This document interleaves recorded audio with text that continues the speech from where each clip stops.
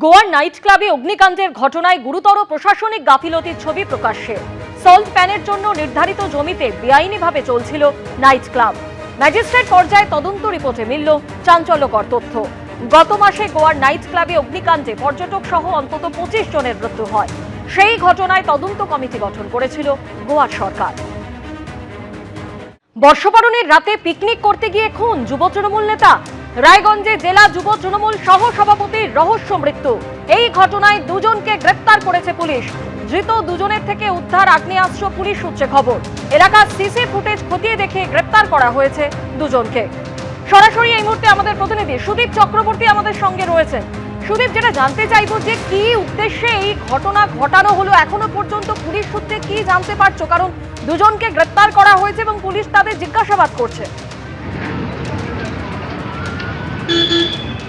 দেখো স্বর্ণালী, তোমাকে বলি, বর্ষবরণের রাতে কিন্তু ঠিক এই জায়গাতেই পিকনিক করছিল যুব তৃণমূল সহসভাপতি।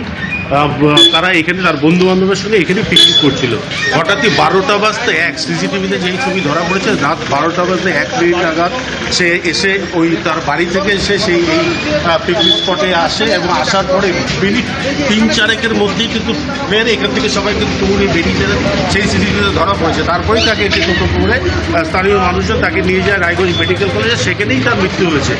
ঘটনার খবর পেয়ে কিন্তু ঘটনাস্থলে এসে পুলিশ সেই এলাকায় ঘিরে দিয়েছে। কিন্তু দেখতে পাচ্ছি এলাকায় এখনো ঘিরে দেখা হয়েছে। যেগুলো পিকনিকের যেসব সরঞ্জাম ছিল সেগুলো কিন্তু এখানে এখনো ওই অবস্থায় রয়েছে। পুলিশ কিন্তু আশপাশের সিসিটিভি ফুটেজ দেখে কিন্তু পুলিশ ইতিমধ্যে পিন্টু সাহা ও শুভম পাল নামে দুজনকে পুলিশ গ্রেপ্তার করেছে। তাদেরকে রাতেই জিজ্ঞাসাবাদ করে কিন্তু তারা যে আগ্নেয়াস্ত্র ব্যবহার হয়েছে সেই আগ্নেয়াস্ত্রগুলো পুলিশ তাদেরকে জিজ্ঞাসাবাদ করতে এই এলাকা থেকে পুলিশ উদ্ধার করে আগ্নেয়াস্ত্রটিও নিয়ে যায়। পাশাপাশি পুলিশের তরফে যেটা জানানো হয়েছে যে এই যে ঘটনা, এই অনিচ্ছাকৃত এই ঘটনা ঘটে থাকতে পারে বলে পুলিশের প্রাথমিক অনুমান। তবে তাদেরকে জিজ্ঞাসাবাদের জন্য তাদেরকে কিন্তু রায়গঞ্জ জেলা আদালতে তোলা হয়েছে ইতিমধ্যে। তাদেরকে পুলিশ তরফে যেটা জানা হয়েছে, তাদের 7 দিনে পুলিশ রিমান্ডে নেওয়া হবে। কারণ তাদেরকে জিজ্ঞাসাবাদ করে জানা যাবে, জানতে চাইবে পুলিশ বা পুলিশের যাদের তরফে জানানো হয়েছে তাদেরকে জিজ্ঞাসাবাদ করেই কারণ জানতে চাইবে কী কারণে, পুরনো শত্রুতা চেন নাকি পলিটিক্যাল কোনো বিষয় রয়েছে, সেই কারণে কি তাকে খুন করা হতে পারে, সেই জিনিসটা পুলিশ খতিয়ে দেখছে। পাশাপাশি যে যুব তৃণমূলের যে সহসভাপতি নববিন্দু ঘোষ, তার বাবা মা ইতিমধ্যে খুনের মামলা রুজু করেছে রায়গঞ্জ থানাতে। তার পরিবারের দাবি তাকে কোনো পুরনো শত্রুতা ছেড়ে তাকে খুন করা হয়ে থাকতে পারে। সেই জিনিসটা কিন্তু পুলিশ করে দিচ্ছে না। পুলিশের তরফে এখনও পর্যন্ত কিন্তু সরাসরি আমাদের কিছু না জানালেও পুলিশের একটি সূত্র জানাচ্ছে যে অনিশ্চিতভাবে এই খুনের ঘটনা ঘটতেও পারে। তবে পুলিশ সব দিক খতিয়ে দেখেই কিন্তু এই তদন্তে এগোতে চাইছে। স্বর্ণালী, তুমি আমাদের সঙ্গে থাকো। ষড়যন্ত্র করে গুলি করে খুনের অভিযোগ করা হচ্ছে ওই মৃত তৃণমূল নেতার পরিবারের তরফে।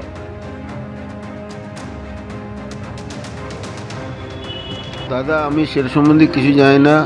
রাত্রে 12টার সময় আমাদের ওখানে পিকনিক হচ্ছিল, তার আগে এসে মা আমাদের সঙ্গে হ্যাপি নিউ ইয়ারে করে তারপরে বাড়িতে গেল।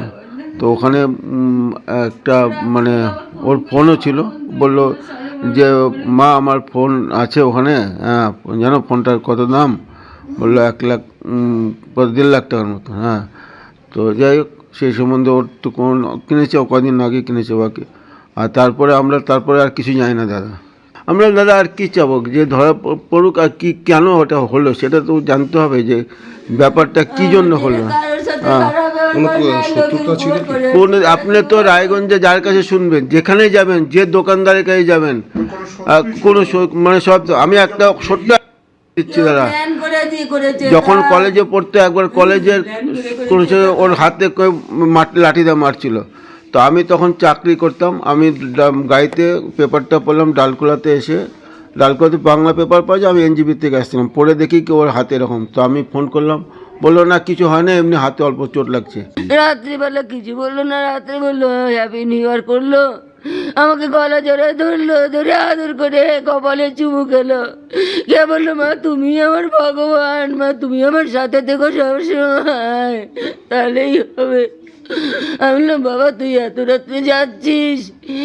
বললো আমি যাচ্ছি, আমার ফোন ছেড়ে আসছি ওখানটায়, ফোন নিয়ে আসবো, আর পিকনিক আছে। ওদিকে বাথরুমে গেছে, বাথরুমে ডেকে নিয়ে গিয়ে কে কী করলো কি জানি না, আমি কি বলবো।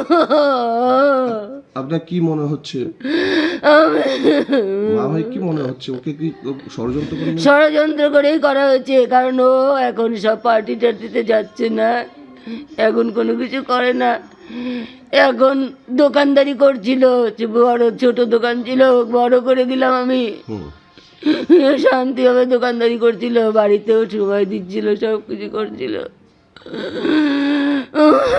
কিছুদিন আগে তো ও একটা মানে পদ পেয়েছিল তার দল থেকে একটা, সেটা জানেন?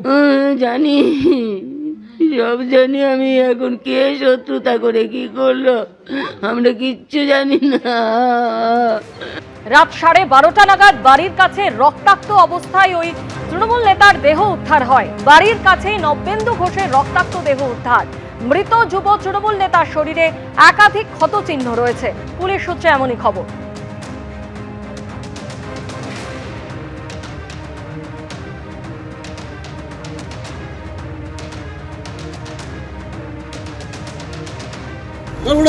রাত্রে 12টার সময় আমাদের ওখানে পিকনিক হচ্ছিল, তার আগে এসে মা আমাদের সঙ্গে হ্যাপি নিউ ইয়ারে শুনলাম যে রাত্রিবেলা এখানে গুলি হয়েছে।